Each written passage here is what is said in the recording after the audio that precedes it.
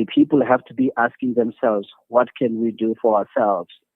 I was astonished about the obdurate nature in which this government and the president refuse to take the necessary measures to remove all the legislative and regulatory impediments for people to access a very cheap drug called ivermectin, which we know that organizations such as AfriForum and others went to court, and neither SAPRA nor the Department of Health, even the government as a whole, could adequately explain on why ivermectin should not be given to the people.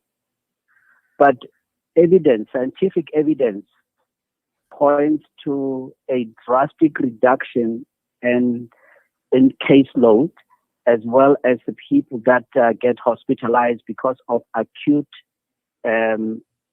symptoms. And that evidence comes from other countries such as Mexico. In India, I think the state of Uttar Pradesh, with over 210 million people, they were able to arrest the spread and stop the acute symptoms in various people in that state. And here in South Africa, if you start to analyze as to who are the people that really get hospitalized, I can assure you, you'll find that there are people who have not taken ivermectin, and those that have taken ivermectin have avoided going into hospital and have recovered speedily. And I say this taking into account that if you listen to the president, it will be at least 1 year before I think the 42.5 million doses of vaccines are dispensed and given to everyone. Now, the problem is that the vaccine manufacturers Tshepo, have only given a 10-month efficacy of the vaccine, which means after 10 months, you must still be revaccinated. So we are in a vicious cycle. Absolutely. What you're saying to me is two things. The government has failed us, and there are a number of reasons for that. The question would be, why did they not give the go-ahead for ivermectin in the early days? And there were top medical practitioners that were arguing the case for the rollout of ivermectin, stating that there is evidence that it does work, and it does work very, very well. Then obviously it's the big pharmaceutical companies. We've done a lot of interviews regarding ivermectin and pro-ivermectin. We had a presenter on the show. She used to do a once-a-week show, Shabnam Palesa, who was very, very pro ivermectin. So we covered it in a very, very big way. And all of a sudden, over the past while, you've just made me realize that it seems ivermectin has gone off the radar completely. Is it because there's a big backdoor trade in the drug? I'm aware of it, and I'm sure every second a person's aware of it as well.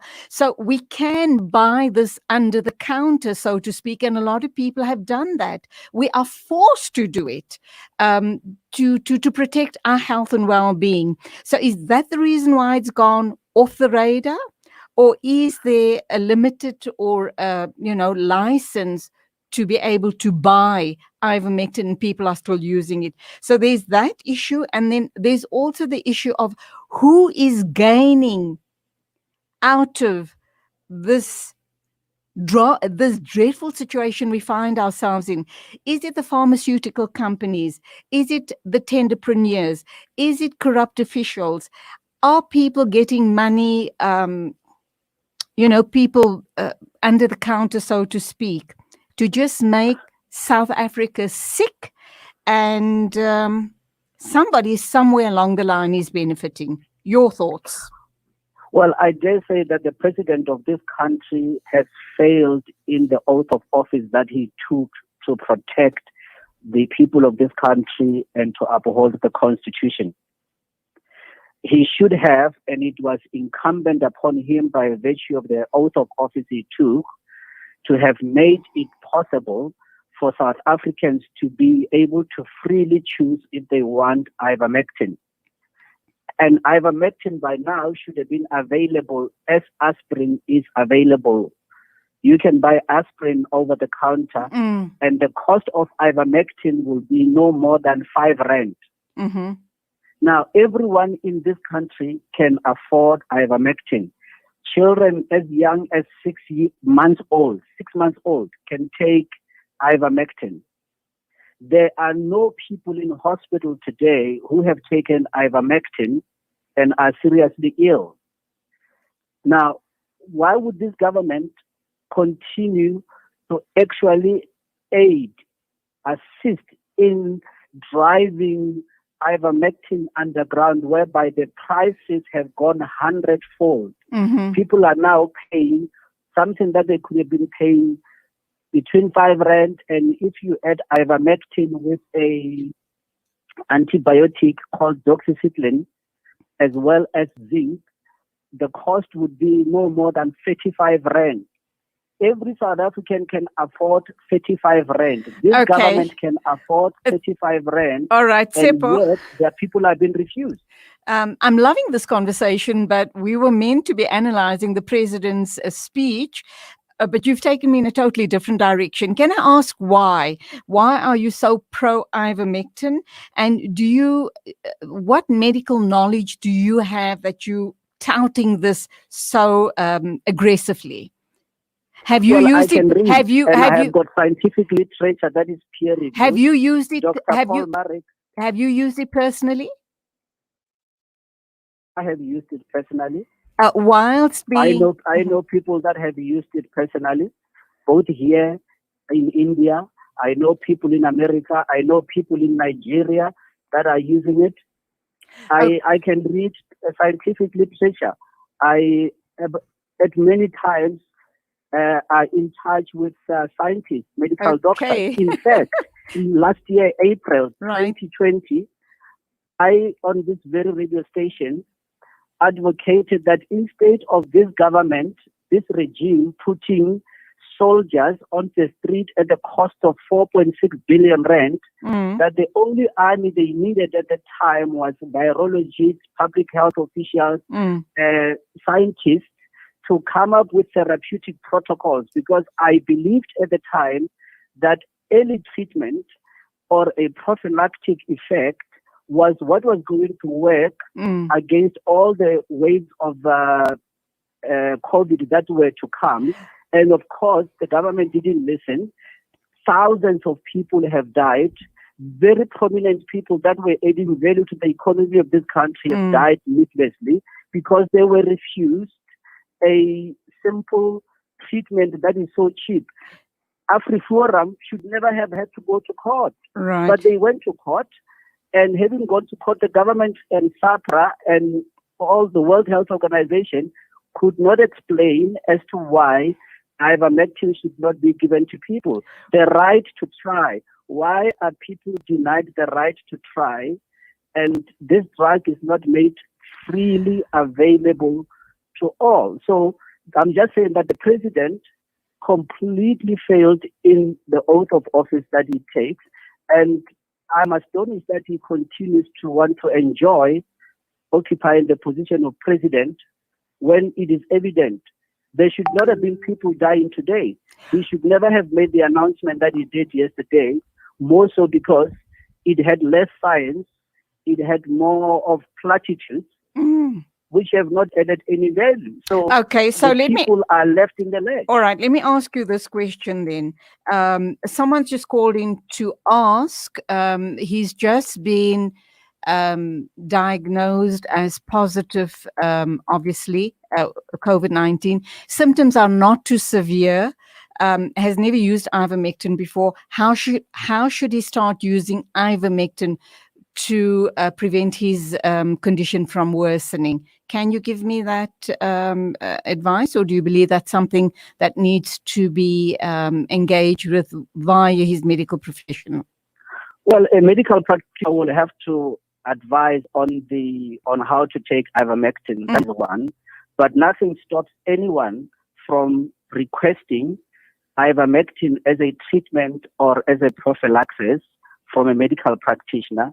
The court has allowed that pharmacists who are licensed can actually manufacture, can do compounding, because ivermectin is not under any patent, and that's why it is so cheap.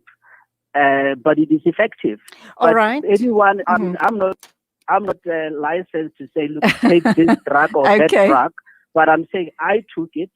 I know people who have taken it, and I know the results. Okay. So I can speak from a personal experience without being seen to be, say, I'm giving medical advice. But I'll be very surprised if South Africans in general continue to all right, let's be told to stay home and isolate, when that is not. We know the results of isolation. Those are a sure death. A friend of mine died. Tshepo, I have to stop you there. Told to isolate. All right, Tshepo, I've got to stop you there because obviously the discussion was meant to have been on the president's speech. You have very succinctly said that the president has failed us. You didn't buy the speech at all. You don't believe in all the protocols he's talking about. I still maintain that masking, sanitizing, and social distancing does protect us. And I know that you are proposing. I do all of those. Yes. I do all of those things. And I've been doing them from day one. Okay. What from the moment from just the moment give me was announced. Tshepo, give me an opportunity. Give me an opportunity to finish my statement. What I'm saying is, and I hear everything you say and I applaud you for it. What I am saying is, you have said that the president has failed us. He's not fit to hold the office. But what about, don't you believe that that special committee that they had put together, the COVID advisory committee, should also be taking responsibility for misdirecting the country and the nation? I mean, I think they've walked away from that situation smiling because their pockets were lined with millions of rands, if not dollars. 14 billion rand has been spent today on vaccines that have not yet reached everyone that they needed to reach. 14 billion rand.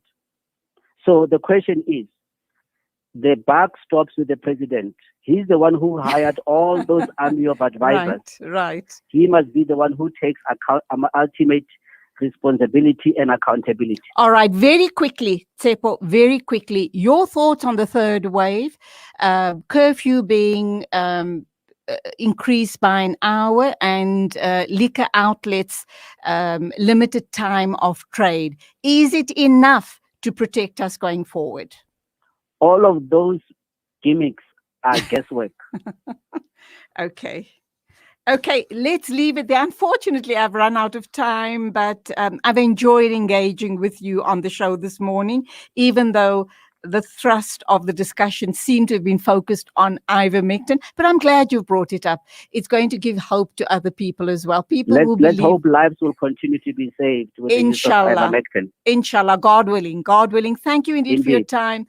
Go well, and thank you indeed. It is exactly 8:39, and